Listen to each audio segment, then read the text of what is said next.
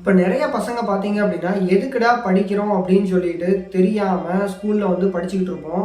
இந்த மாதிரியான தாட்ஸ் வந்து உங்களுக்கு இருக்குது அப்படின்னா, இந்த வீடியோ வந்து உங்களுக்கு தான். கண்டிப்பா பாருங்க. ஸோ ஏன் அப்படின்னு பார்த்தீங்கன்னா, இப்போ நம்ம பெரிய லெவல்ல காலேஜ்லாம் படிக்கிறோம் இல்லையா? அதில பார்த்தீங்கன்னா நிறைய டிபார்ட்மெண்ட்ஸ் இருக்கும். அதே மாதிரி நிறைய ஃபீல்டும் இருக்குது. இப்போ இன்ஜினியரிங் எடுத்துக்கலாம், அதுக்கப்புறம் ஆர்ட்ஸ் எடுத்துக்கலாம், மெடிக்கல் எடுத்துக்கலாம். இந்த மாதிரி வந்து நிறைய ஃபீல்டு இருக்குது. அந்த ஃபீல்டுலேயும் பார்த்தீங்க அப்படின்னா நிறைய டிபார்ட்மெண்ட்ஸ் இருக்குது.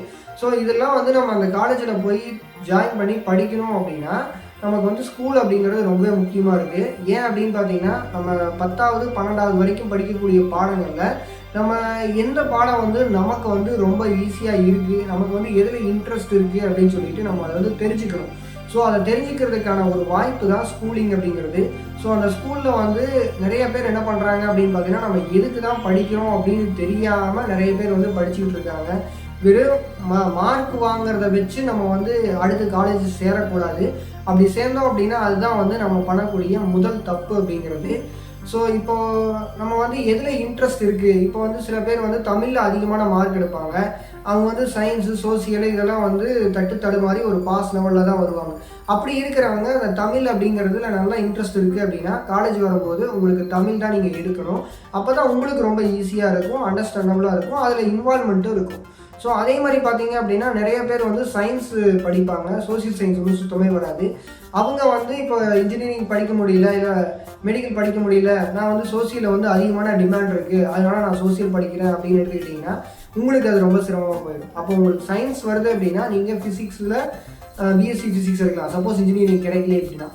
ஸோ இல்லை அப்படின்னா இன்ஜினியரிங் கிடைச்சிது அப்படின்னா நீங்கள் சயின்ஸ் வந்து தாராளமாக எடுத்துக்கலாம். இல்லை வந்து சில பேர் வந்து மேக்ஸ் வந்து எனக்கு நிறைய நல்லா வரும், ஆனால் வந்து எனக்கு சயின்ஸ் வரவே வராது அப்படின்னா நீங்கள் பிஎஸ்சியில் வந்து மேக்ஸ் எடுத்துக்கலாம். ஸோ இந்த மாதிரி உங்களுக்கு வந்து எந்த ஃபீல்டு உங்களுக்கு வந்து நல்லா பரிச்சயமாக இருக்குதோ அந்த ஃபீல்டு தான் நீங்கள் காலேஜில் எடுக்கணும்.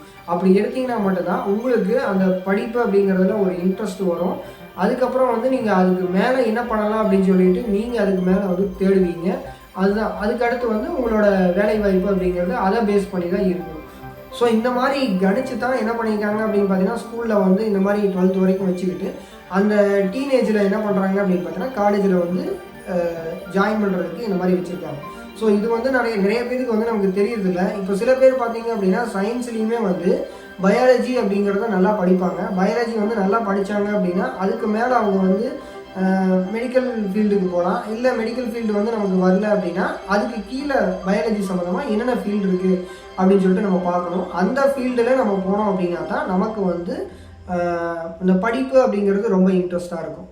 ஸோ இப்போ இது வரைக்கும் பார்த்தீங்க அப்படின்னா நிறைய பசங்கள்லாம் பார்த்தீங்கன்னா பேசிகிட்டு இருப்பாங்க, நான் பார்த்துருக்கேன். நம்ம எதுக்கு தான் படிக்கிறோம் அப்படின்னு சொல்லிட்டு தெரியாத மாதிரி அவங்க வந்து ரியாக்ட் பண்ணிகிட்டு இருப்பாங்க.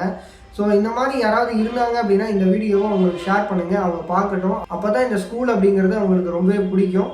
ஸோ இந்த வீடியோவில் ஒரு யூஸ்ஃபுல்லான இன்ஃபர்மேஷன் பார்த்துருக்கோன்னு நினைக்கிறேன். அடுத்த வீடியோவில் பார்க்கலாம்.